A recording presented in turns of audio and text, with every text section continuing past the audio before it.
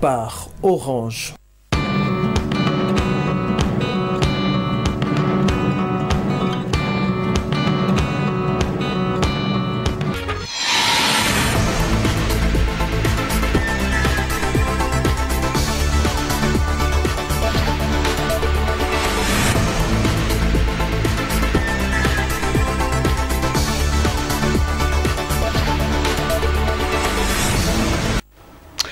Mesdames, Messieurs, merci de votre sympathique attention accordée sur nos antennes. Bienvenue à cette édition du journal à la une de l'actualité. Encore un autre cas de vol enregistré dans la nuit du 8 au 9 janvier 2023 au niveau de la station Lukuga où plusieurs balles ont retenti et les gangsters ont réussi à apporter une grande somme d'argent. Les détails dans ce reportage de Gilbert Kayumba.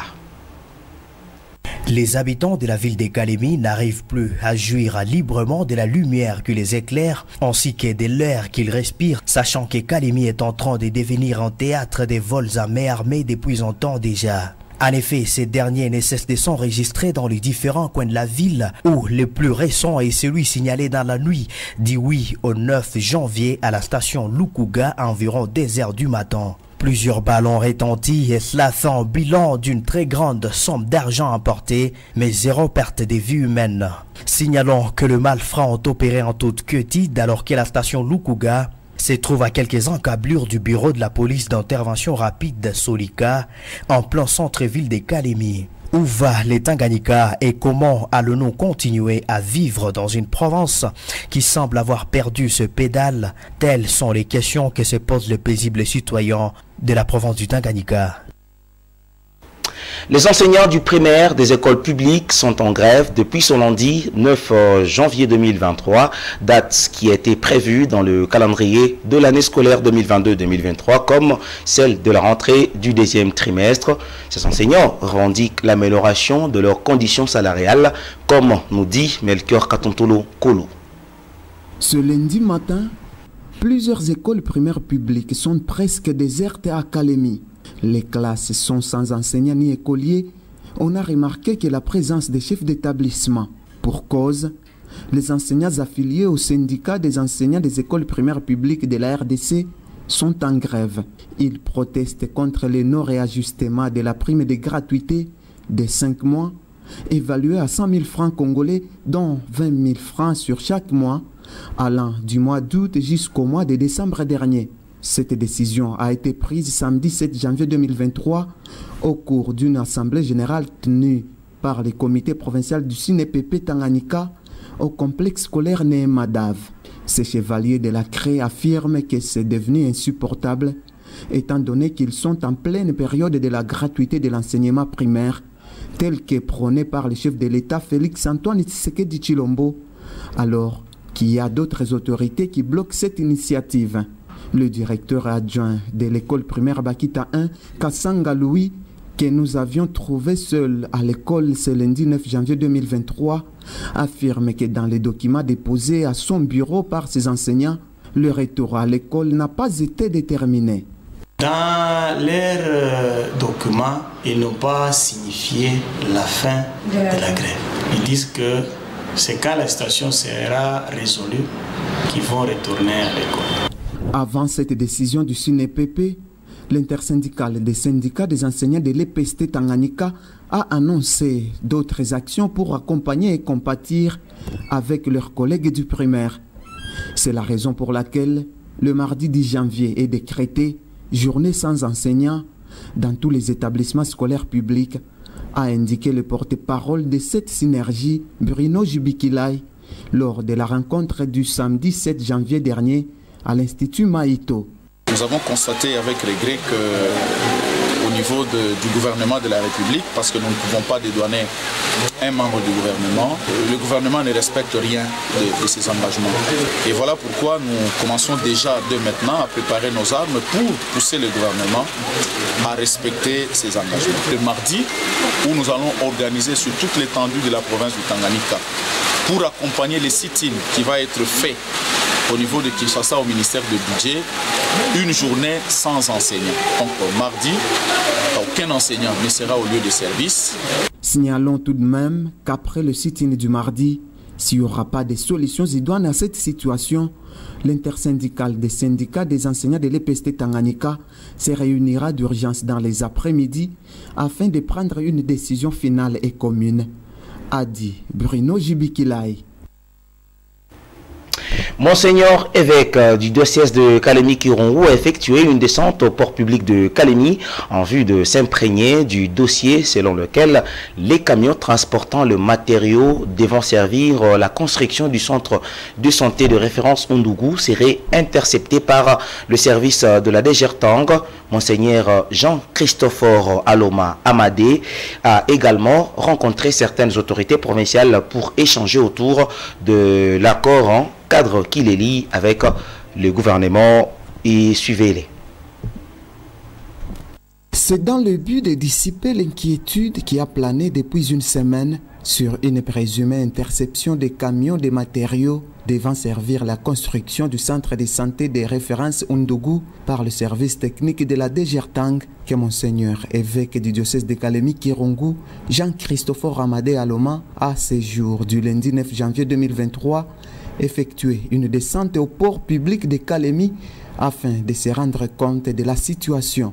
Ces matériaux qui sont arrivés depuis le 29 décembre sont octroyés par les niveaux hiérarchiques de l'Église catholique pour appuyer le gouvernement selon l'accord cadre qui les lie. Du port public de Kalemi, son Excellence Monseigneur évêque est allé tour à tour rencontrer les autorités provinciales dans le cadre de collaboration avec l'Église catholique qu'il dirige. D'abord à la DGRTANG, puis au ministère de l'économie et finances, où Monseigneur évêque a eu un tête-à-tête avec le ministre ayant en charge de ses portefeuilles. Au sortir de cet entretien, son Excellence Jean-Christophe Amadé Aloma a mis au clair les dossiers dont il était question. Pour saluer les autorités, les rencontrer parce que nous collaborons pour le bien du peuple et surtout c'est le domaine des importations de marchandises. Nous avons échangé sur ça et tout s'est bien terminé. Ce sont des biens pour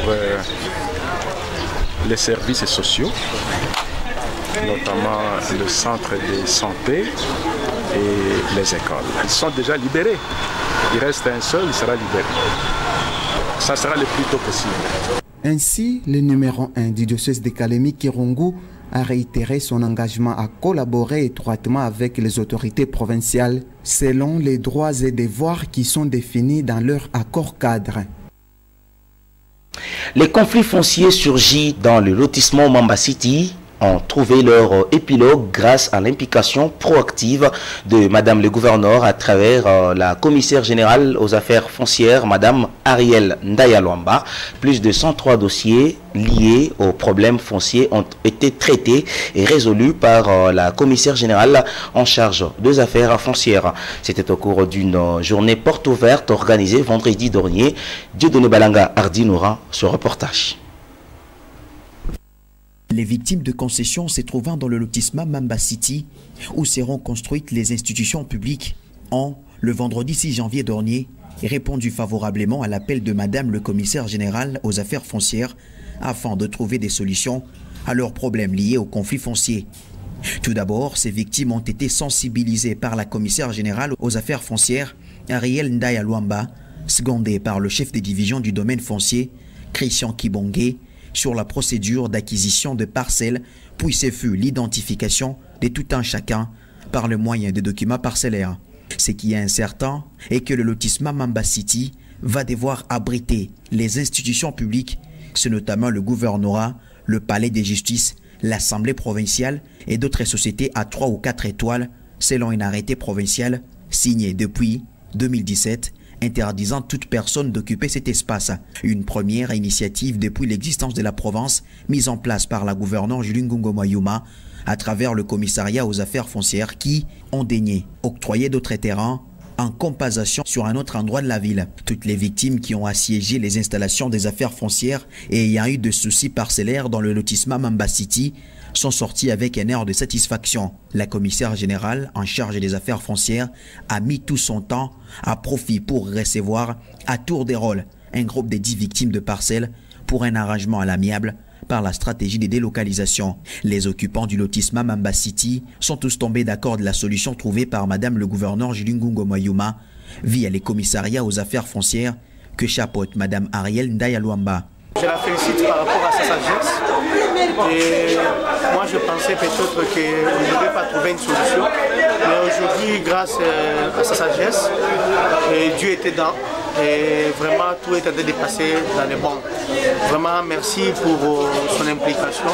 Je pense d'ici les 31, tout le monde qui était victime au niveau des mons, il pourrait quand même, chacun pourrait avoir sa parcelle. Je suis venu très fâché avant la conversation avec Madame le commissaire général aux affaires foncières.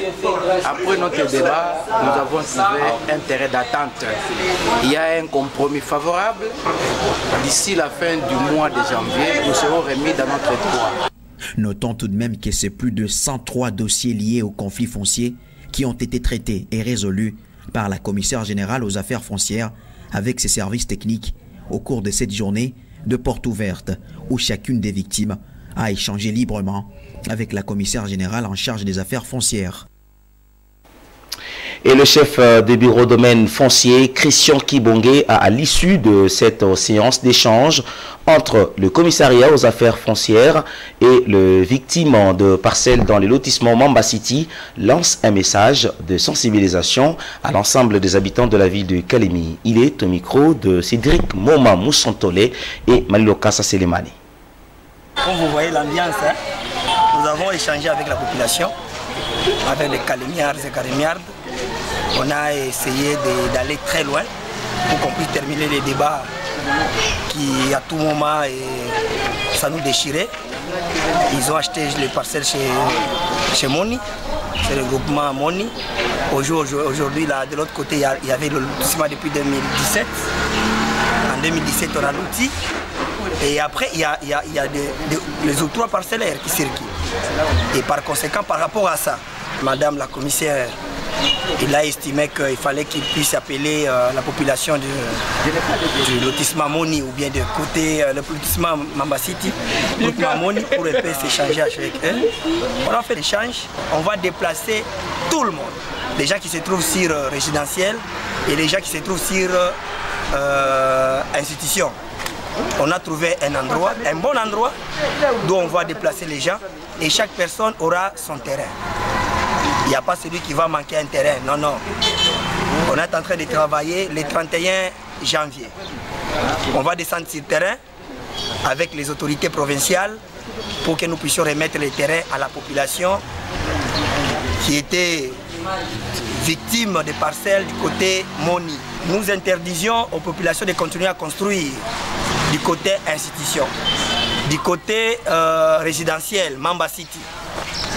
Sans document, sans autorisation de bâtir, ce n'est pas bien.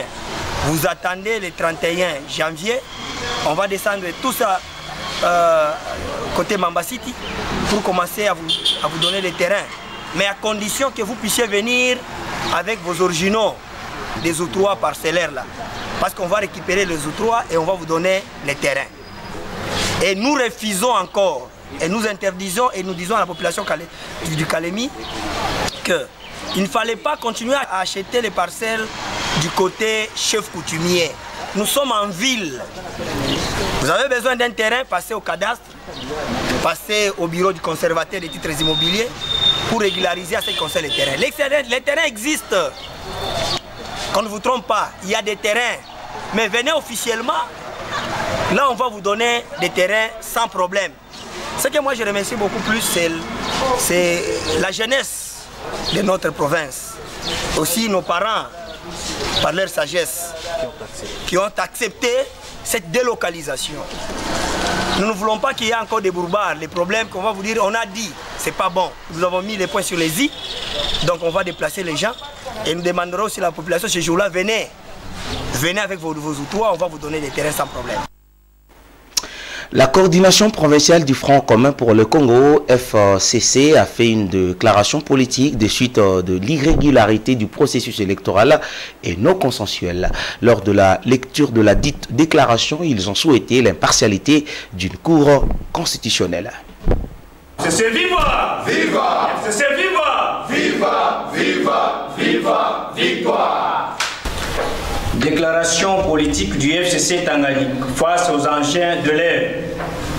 Nous, coordination provinciale du FCC Tanganyika, conformément à la position prise par notre hiérarchie en rapport au processus électoral en cours, déclarons à l'opinion tant nationale qu'internationale ce qui suit. 1. Le processus électoral en cours, rempli d'irrégularités et non consensuelles, ne nous concerne à rien. 2. Exigeons une CENI inclusive, une loi électorale rassurante, une cour constitutionnelle impartiale, la sécurité sur toute l'étendue tant provinciale que nationale. Toutefois, la coordination provinciale du FCC Tanganyika, sous le label de son autorité morale, son Excellence Joseph Kabila Kabange, sénateur à vie, le Raïs, exhorte la population congolaise en général et celle du Tanganyika en particulier à revendiquer des élections transparentes, inclusives, apaisées, crédibles et démocratiques pour l'intérêt supérieur de la nation et se réserve les droits conformément à notre Constitution, à son article 64, de mobiliser la population pour protéger notre jeune démocratie. Que vive la République démocratique du Congo, que vive l'autorité morale du FCC, son Excellence Joseph Kabila Kabange, que vive la province du Tanganyika, que vive la coordination provinciale du FCC Tanganyika. Ainsi fait à Kalemi, le 8 janvier 2023, la coordination. FCC viva! Viva! FCC viva! Viva! FCC viva! Viva! Viva! Viva! Victoire! Un accident de circulation a été enregistré ce dimanche 8 janvier 2023, selon les informations recueillies sur les lieux du drame où une jeune fille est décédée. C'est un bajadiste qui a perdu contrôle. Un conducteur de Bajaj qui venait de Sitira, arrivé au rond-point Ayoubé qui mène vers les cimetières de musulmans Kainda, s'est laissé distraire et a complètement perdu le contrôle de son Bajaj qui s'est soudainement renversé et la tête d'un enfant s'est écrasée et est mort sur place. Une autre femme a été gravement blessée. Le seul à ne pas être touché, c'est le conducteur lui-même. Le FC Tanganyika en sport a gagné ce dimanche 8 janvier 2023 son match face au FC Kasombo par forfait désormais. Les Rogis Blancos sont 3e au classement avec 20 points. Dieudonné Balanga. Les Rogis Blancos du FC Tanganyika ont gagné leur 9e match par forfait ce dimanche 8 janvier 2023 au stade Joseph Kabila Kabange, car leur adversaire, le FC Kasombo, ne s'est pas présenté à Kalemi par manque des tickets des voyages. Après quelques minutes de l'échauffement, les formalités ont été remplies avec Ramazan et Kidjana Félix au sifflet. Et après 15 minutes, les joueurs de Saber Benjabria ont, par ses forfaits, empoché une victoire à 3 points. Désormais, le FC Tanganyika est 3e au classement avec 20 points. Pour Saber Benjabria, c'est une baisse de volume de jeu. Nous, on a fait tous nos matchs à Lubumbashi, on s'est déplacés. Donc, ils ne sont pas venus. Bon, on aurait voulu jouer pour avoir plus de volume de jeu, pour avoir un peu plus de rythme. C'est pour ça qu'après ce match, on va faire un match amical. Donc, 3 points qui font plaisir, qui nous augmentent au niveau du classement. On est 3e maintenant. Donc, il y a 2 matchs à concrétiser. On va les concrétiser à fond. On va les jouer à fond pour avoir la première place. Prochain match, face à Red Eagle Jolissi de Lubumbashi, on ne perdra pas le rythme, dit Saber Benjabria. Bien sûr, là on prépare avec un match amical maintenant dès aujourd'hui, pour ne pas perdre de rythme. Donc on va faire 2 séances d'entraînement pour préparer le match de mercredi à fond. On va être comme tous nos matchs, on va les booster à fond. Il y a la rage, il y a la première place qui est en jeu. Donc on va tout faire pour gagner ce match. Un dernier message aux fans du FC Tanganyika. Bien sûr, même là, ils savaient qu'il y avait forfait, ils sont là, ils sont présents, donc ça nous fait plaisir. J'espère que pour le match de Joli City, le terrain sera complet. Au moins on sera beaucoup à applaudir et à nous booster. Le FC Tanganyika a profité de la journée de ce dimanche pour livrer un match amical contre Ajiska. Score final 4-0 en faveur du FC Tanganyika. 3e avec 20 points, le Rogis Blancos des Saber Benjabria joueront contre Red Eagles et Joli City ce mercredi 11 janvier 2023, toujours au stade Joseph Kabila Kabangue de Kalemi, vers 14h30 local.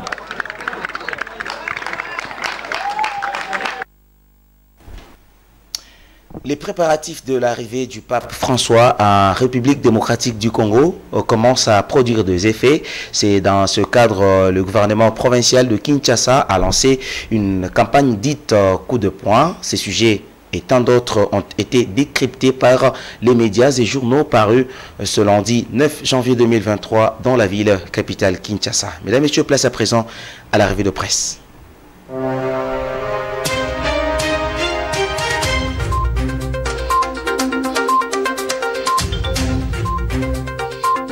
Le lancement de l'opération coup de poing par l'hôtel de ville de Kinshasa fait partie du menu que les journaux parus ce lundi à Kinshasa proposent aux lecteurs. Mesdames et messieurs, revue de presse. Forum des As annonce le lancement d'une énième opération coup de poing à Kinshasa en prévision de la visite du pape François en RDC. En effet, le gouverneur de la ville, Gentini Ngobi Lambaka, lance dès ce lundi 9 janvier une vaste opération coup de poing.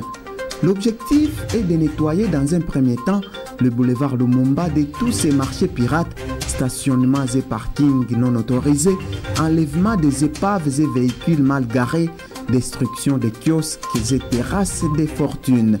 Le lancement de cette opération, notent les confrères, suscite des réactions de la part de certains habitants de la capitale qui estiment qu'en lieu et place d'une opération ponctuelle, celle-ci devrait être pérenne.